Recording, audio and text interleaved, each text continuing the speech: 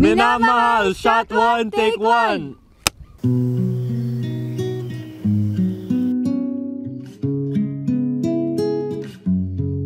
Sobrang excited ako kasi alam ko din na maraming supporters namin na naghihintay dito. Kaya sobrang happy ako na alam ko magiging happy sila. We will do our best talaga to give you guys something that you can enjoy and really look forward to din. Kaya we're just gonna give it our all and we're gonna work hard, diba Ash? Yes, paparamdam namin sa inyo kung ano yung nararamdaman ng character.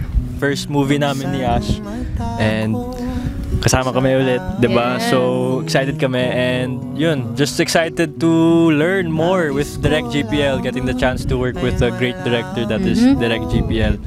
Luna? Rafi. Minamahal, coming soon, only in cinemas. See you in cinemas!